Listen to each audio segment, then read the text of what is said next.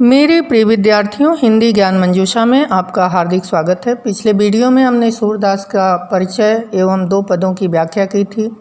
आज हम शेष पदों की व्याख्या करने जा रहे हैं, तो आइए अगला पद देखते हैं।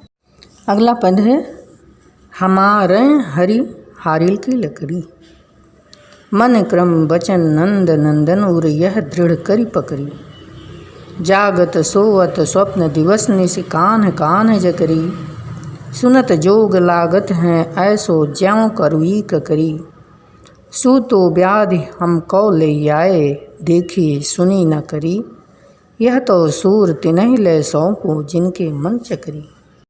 शब्दार्थ देखते हैं। हमारे हरि श्री कृष्ण, हारिल एक पक्षी है जो अपने पैरों में सदैव एक लकड़ी लिए रहता है, उसे छोड़ता नहीं।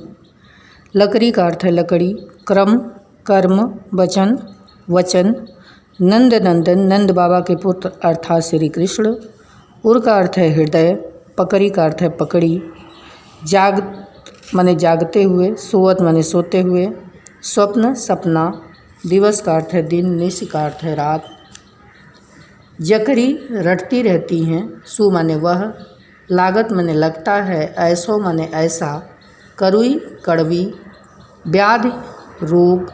हमको यानी हमारे लिए। लय माने लेकर। न करी न अपनाई गई। तो माने तो।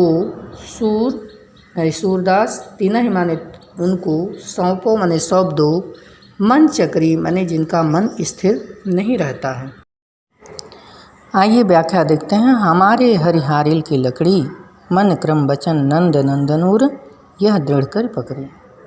यहाँ पर गोपियाँ श्री कृष्ण के अनन्य भक्ति को उजागर करते हुए उद्धव से कहती हैं कि हे उद्धव, श्री कृष्ण तो हमारे लिए हारिल पक्षी की लकड़ी के समान है। हारिल एक विशेष प्रकार का पक्षी होता है जो अपने पंजों में हमेशा लकड़ी दबाए रखता है। उड़ता है तब भी वह अपने साथ लेकर उड़ता है। उसे ऐसा लगता है कि यदि वह सहारा छोड़ देगा तो वह धरती पर आ गिरेगा। तो गोपियाँ भी श्री कृष्ण को उसी तरह से अपना आलंबन बना रखी हैं। जिस प्रकार हारिल पक्षी सदा अपने पंजों में लकड़ी के टुकड़े को पकड़े रहता है, उसी प्रकार गोपियों ने भी श्री कृष्ण को मन से, वचन से और कर्म से अपने हृदय में कसकर पकड़ रखा है। वे कहती हैं कि जागत सोवत स्वप्न दिवस निश कान कान जकरी। जागते सोते दिन रात, यहाँ तक कि सपने में भी वे नंद के नंदन श्री कृष्ण का प्रिय नाम कान्हा कान्हा रटती रहती हैं। उनके सब कुछ कान्हा ही हैं। सुनत जोग लागत हैं सो ज्यों करवी ककरी। आगे वे कहती हैं कि हे उद्धव, आपके ज्ञान की बातें जो आप हमें समझा रहे हैं वह हमारे लिए कड़वी ककरी के समान है। जिस प्रकार से कड़वी ककरी खाई नहीं जाती, उसे हम त्याग देते हैं, उसी प्रकार हे उद्धव, योग ज्ञान की बातें हम स्वीकार नहीं कर पा रही हैं। यह हमारे लिए एकदम अनजान है। सो तो व्याध हमको ले आए देखी सुनी न करी। कहती हैं कि आप तो हमारे लिए ऐसा रोग लाए हैं जिसको हम लोगों ने न पहले देखा है, न सुना है, न कभी किया है। कहते हैं कि यह तो सूर तिन्हि ले सौंपो जिनके मन चकरी। सूरदास जी कहते हैं कि गोपियाँ उद्धव से कह रही हैं कि हे उद्धव, इसे आप उन्हें सौंप दें जिनका मन चक्री के समान चंचल है। हमारा मन तो श्री कृष्ण में रम गया है, वहीं पर स्थिर हो गया है। अब इसमें ज्ञान और योग की बातें समाहित नहीं हो सकती। यहाँ पर हमारे हरिहारिल और नंद नंदन में अनुप्रास अलंकार है। ज्यों करुई ककरी में उपमा अलंकार है। कान कान में पुनरुक्त प्रकाश अलंकार है। हमारे हरिहारिल की लकड़ी में रूपक अलंकार है।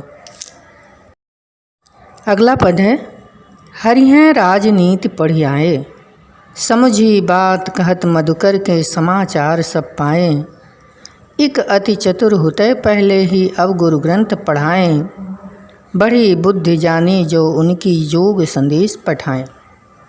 उद्धव भले लोग आगे के परहित डोलत धाएं, अब अपने मन फेर पाई हैं चलत जो हुते चुराएं। ते क्यों अनीत करें आपुन जे और अनीत छुड़ाएं। राज धर्म तो यह सूर जो प्रजा न जाहि सताएं। शब्दार्थ देखते हैं। पढ़ी माने पढ़कर, समझी समझकर, मधुकर भौरा। यह गोपियों के द्वारा उद्धव के लिए संबोधन प्रयोग किया गया है।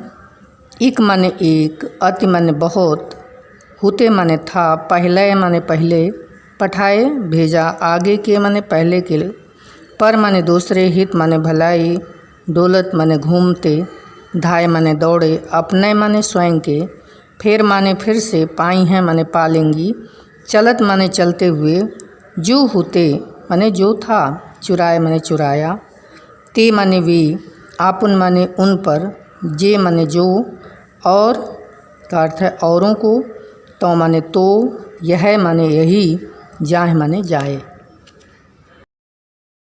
आइए व्याख्या देखते हैं। हरिहं राजनीति पढ़ियाए, समझी बात कहत मधुकर के समाचार सब पाएं।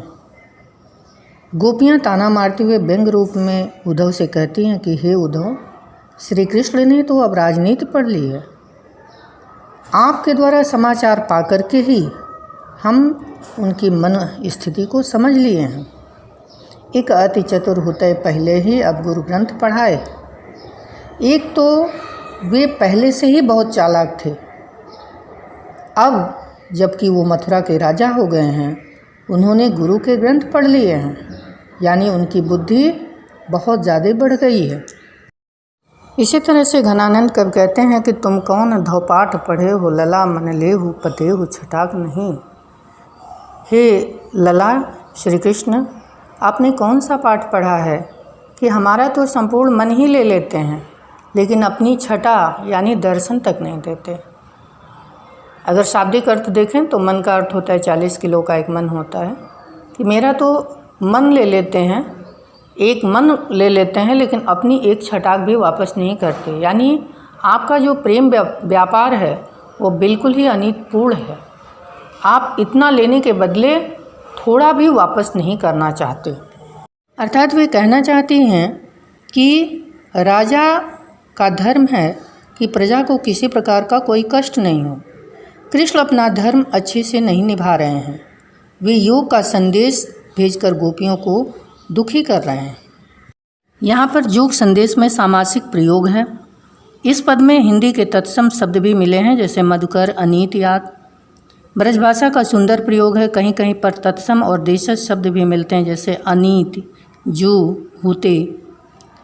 समाचार सब, गुरु ग्रंथ, बड़ी बुद्धि और अब अपने में अनुप्रास अलंकार की छटा दिखाई देती है।